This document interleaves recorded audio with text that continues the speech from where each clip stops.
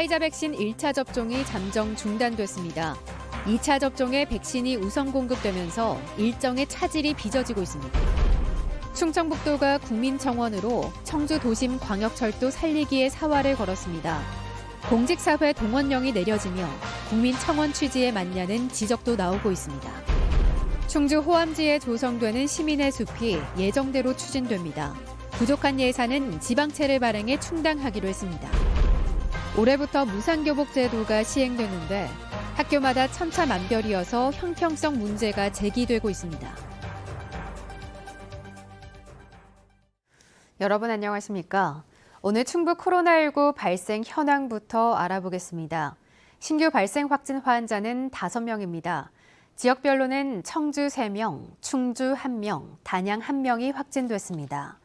충북 누적 환자는 2,682명, 충북 누적 사망은 64명입니다. 지난달 시작된 코로나19 화이자 백신 신규 접종이 잠시 중단됩니다.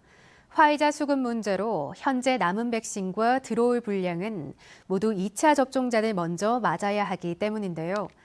접종 기간이 긴 아스트라제네카는 예정대로 사전 예약이 시작됐습니다. 보도에 이지형 기자입니다. 지난달 28일부터 화이자 1차 접종을 시작한 괴산 코로나19 예방접종센터. 충청북도에서 한 상자를 받아 75살 이상 어르신 1,300여 명을 접종했습니다. 하지만 잠정 중단 지침이 내려오면서 일주일 만에 사람 없이 텅 비었습니다.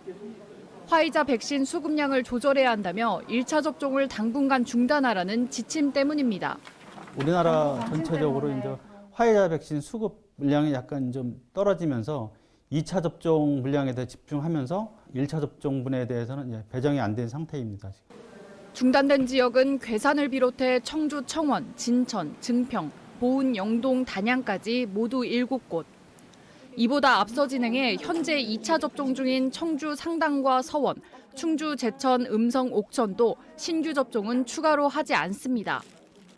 충북에서는 지난달 1일 화이자 첫 접종이 시작된 이후 접종 간격인 3주가 지나면서 2차 대상자 수가 발생하고 있는데 정부가 당장 이 대상자 물량에 대해서만 수급해주고 있기 때문입니다. 5월 20일까지는 2차를 우선 접종을 하고 그다음에 이제 새롭게 오는 물량을 가지고서 다시 이제 신규 들어가는 걸로다가 계획을 하고 저희도 좀 준비를 하고 있는 거거든요. 아스트라제네카는 접종이 계속되고 있습니다. 소방, 경찰 등 필수 인력 접종이 마무리돼가는 가운데 오늘부터는 연령별 백신 예약이 시작됐습니다. 일단 70에서 74살 어르신부터 사전 예약이 가능하고 오는 10일부터는 65에서 69살, 13일부터는 60에서 64살 순입니다. 전국에서 13,000여 곳의 위탁의료기관에서 예방접종을 동시에 시행하기 때문에 집에서 가까운 곳을 택하여 본인 또는 자녀 등 보호자들께서 예약을 해주시기를 당부를 드립니다.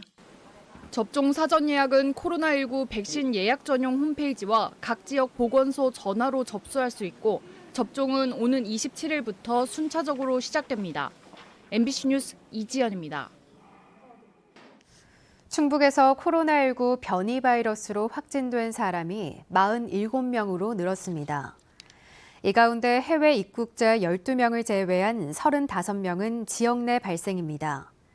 방역당국은 현재 충북에서 18살 이상 백신 접종률은 9.6%로 백신 접종자들도 집단 면역이 형성되기 전까지는 마스크를 착용해달라고 당부했습니다.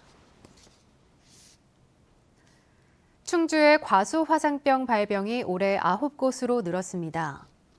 충주시에 따르면 지난해 화상병이 돌았던 산척, 동양, 소태 지역 사전 예찰에서 지난달부터 과원 9곳이 확진돼 모두 1.6헥타르가 매몰 처분됐습니다. 제천 백운과원 한 곳에서도 사전 예찰에서 괴양주 한 그루가 확인돼 부분 매몰 처리됐습니다. 과수 화상병은 보통 발병이 많이 확인되는 이달 중순부터 확산 여부를 판가름할 수 있을 것으로 보입니다. 충북에서도 올해 무상교복 제도가 전면 시행됐는데요. 학교마다 비교해봤더니 내용물은 천차만별이었습니다. 교육 관련 단체가 형평성 문제를 제기하고 나섰습니다. 심충만 기자입니다. 청주의 한 중학교는 올해 신입생들에게 셔츠와 조끼를 포함해 동화복 한 벌씩을 줬습니다. 여기에 바지 한 벌, 셔츠 2장을 덤으로 얹어줬습니다. 또 다른 학교는 기본 동화복 한 벌에 셔츠나 넥타이 등 10만 원어치의 품목을 골라 더 가져가도록 했고, 반면 동화복 한 벌이 전부인 학교까지. 무상교복의 내용은 천차만별입니다. 1인당 30만 원의 무상교복 예산을 가지고 각 학교가 알아서 구매한 결과입니다. 각 학교의 개별 단가 및 무상지원 구성 차이는 학교별 교복 사양과 납품업체의 차이보다 각 학교 교복선정위원회의 개별 협상력의 영향이 크다는 것을 보여줍니다. 농촌의 일부 작은 학교는 등하복 한 벌씩도 30만 원에 못 맞춰 덤은커녕 추가 비용을 내야 했습니다. 학생 수가 적다 보니까 업체들이 잘 들어오질 않습니다. 시고 같은 경우는 업체 수가 적다 보니까 경쟁이 안 돼서 업체가 이제 갑이 되는 입장입니다. 그래서 이제 학부모의 부담이 말은 전면 무상 교복 시행인데 어차피 한 벌로는 안 되니 여전히 교복 때문에 돈이 든다는 얘기입니다. 그런데 그 부담의 정도가 학교와 지역에 따라 차별화된다는 게 한 교육단체의 문제 제기입니다.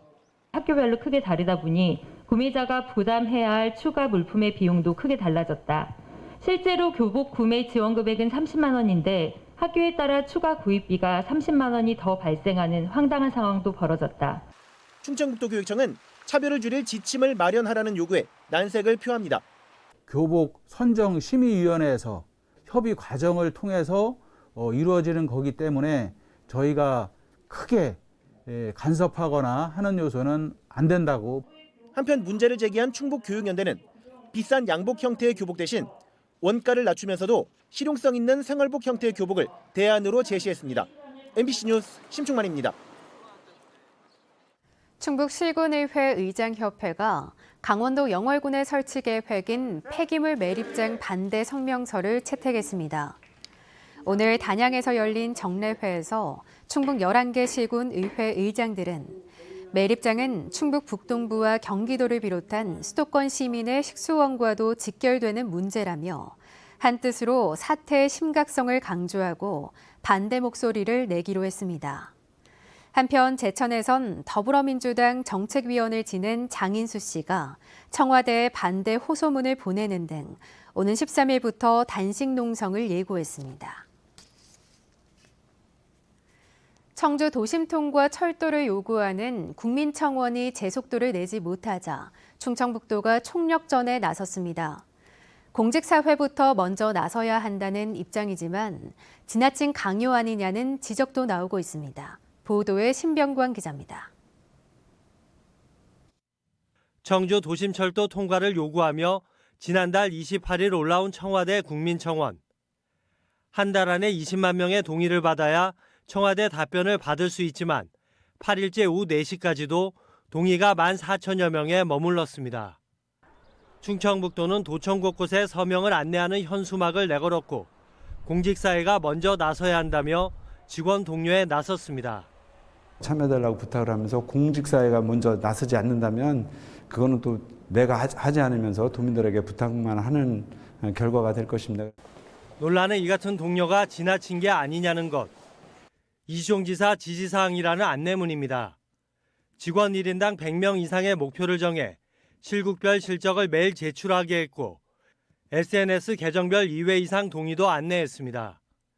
충청북도는 목표를 정하고 업무를 추진한다는 입장이지만 국민청원 취지에 맞냐는 지적도 있습니다. 국민청원은 국민들이 요구하는 것, 또 국민들이 기대하는 것을 국민들이 하는 곳이지 행정기관이 동원해서 하는 그런 것은 적절하지 않습니다. 국민청원을 통해 현안을 부각시키는 지자체는 충북만이 아닙니다. 세종시는 국회 세종문헌 설치 국민청원을 홍보했고 포항시는 지진피해 배상특별법 촉구 국민청원을 홍보를 통해 동의 20만 명을 달성하기도 했습니다. 한편 충청권 4개 시도지사는 간담회를 갖고 4차 철도망 초안에 반영되지 않은 청주 도심 통과를 비롯해 3개 사업의 반영을 정부에 공동 건의했습니다. MBC 뉴스 신병관입니다. 전국적으로 장기 미집행 도시공원의 처리를 놓고 지자체들의 고민이 깊습니다. 충주에선 호엄지 일대를 숲으로 조성하는 토지 보상이 시작됐는데요. 집가 상승으로 사업비가 대폭 확대되면서 한때 면적 축소도 검토됐지만 지방채 수백억 원을 발행해 예정대로 추진하기로 했습니다. 허지희 기자가 보도합니다. 충주시가 장기 미집행 도시공원 가운데 대부분을 매입하기로 한 호암지 일대. 종합운동장 2층 사무실에 보상사업소를 마련하고 이달부터 토지 보상을 시작했습니다. 대제지까지 장기적으로 개발할 전체 면적은 29만 5천 제곱미터. 이번 83필지 매입에 필요한 예산은 488억 원입니다. 하지만 이는 2년 전 예상했던 350억 원에서 40%나 늘어난 액수입니다. 이 때문에 한때 종합운동장 북동쪽 2만 2천 제곱미터 보상 제외가 검토됐지만 예정대로 추진됩니다. 지방재정법에 따라 500억 원을 넘기는 사업은 타당성 검토가 필요하지만 지가 상승분은 해당하지 않는다는 행정안전부 답변을 받은 겁니다. 남은 건 예산. 토지 보상 이틀 만에 19명이 신청해 벌써 올해 준비한 예산 150억 원이 모두 소진됐습니다. 앞으로 공사비를 포함해 총 600억 원이 넘는 예산을 써야 합니다. 충주시는 부족한 예산 확보를 위해 애초 예정에는 없던 지방채 220억 원 발행을 결정했습니다. 장기 미집행공원 매입 지방채는 이자의 70%를 국토부에서 지원받을 수 있다는 점을 긍정적으로 받아들이고 있습니다. 주변의 종합운동장, 다채로운 모든 지금 기능이 갖추고 있습니다. 이번 기회에 집가 상승을 감안해서 추진이 안 될 경우 다른 또 사업도 연기가 안 될 부분이 많습니다. 그래서 좀 같이 추진하는 것이 맞을 것 같아서 추진하게 되었습니다. 충주시는 추경 예산과 지방채 발행 의회 승인을 거쳐 올해 안에 1차 협의 보상을 마무리하고 관리가 어려운 과실수를 정리하는 등 걷기 좋은 시민의 숲으로 조성을 시작할 계획입니다. MBC 뉴스 허지입니다. 지난달 한파와 초여름 날씨가 동시에 나타나 양극단의 기온 변동을 보인 것으로 분석됐습니다. 청주 기상지청은 올 4월 기후 분석 결과 14일과 15일 가장 늦은 한파주의보를 기록했고 21일과 22일 최고 기온은 6월 평년 수준이었다고 밝혔습니다.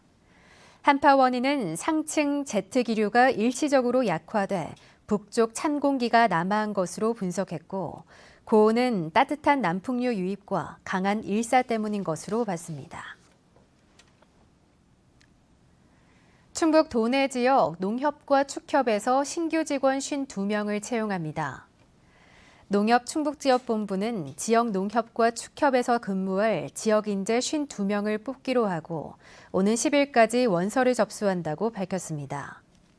응시 지역은 본인이나 부모의 주민등록 주소지 시군으로만 할 수 있으며 서류 심사부터 면접까지 모두 농협충북지역본부가 주관합니다.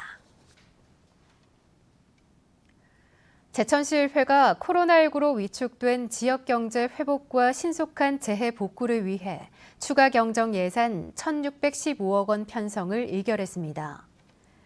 주요 사업은 도로, 소하천 재해복구 사업 723억 7천만 원, 코로나19 대응을 위한 각종 재난지원금과 생활지원비 등 19억 원 등입니다. 이로써 제천시 총 예산은 사상 처음으로 1조 원을 넘어선 1조 643억 원으로 확정됐습니다. 청주 상당초를 동남 이직으로 이전하려는 충청북도 교육청의 계획에 교육부가 재차 제동을 걸었습니다. 교육부는 중앙투자심사를 통해 청주 상당초의 동남지구 이전 신설안에 대해 재검토 결정을 내리고 주변 2,000세대에 이르는 민간 임대아파트의 초등학생 유발률을 재조사하라고 요구했습니다. 청주 상당초 이전안은 지난해 말에도 교육부로부터 시기 미도래 등의 이유로 재검토 결정을 받았습니다. 공군 제19 전투비행단이 오는 10일부터 나흘 동안 야간 시간대를 포함해 전투태세 훈련을 실시합니다. 비행단의 작전 준비 태세와 전투력을 정기적으로 점검하는 훈련으로 긴급 귀환과 재출동 훈련, 활주로 피해 복구 훈련과 병행해 진행됩니다. 19 전투비는 충주 인근 지역 이장단을 통해 비행 일정을 공지하는 등 소음 불편에 이해를 당부했습니다. 충주시가 기업형 불법 투기를 예방한 마을에 포상금 각 1,000만 원씩 1억 4천만 원을 지급합니다. 해당 마을은 동양면 화곡마을, 앙성면 능암, 본평마을 등 14곳으로 불법 투기가 의심되는 수상한 차량과 인원을 감시하고 신고한 공로를 인정받았습니다. 주민들은 지난 2019년 100톤 규모의 불법 투기 시도를 적발했고 지난해에는 창고를 임대해 930톤가량의 사업장 폐기물을 은폐 투기하려던 사업자를 찾아내기도 했습니다.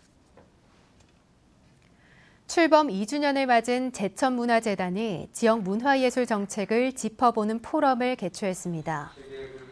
전문가 기조연설과 토론을 통해 국내외 문화계 동향을 분석하고 지역의 문화자원을 발굴하는 지원 정책 등을 논의했습니다. 이번 포럼은 코로나19 예방을 위해 온 오프라인에서 동시에 진행했습니다. 뉴스를 마칩니다. 시청해주신 여러분 고맙습니다.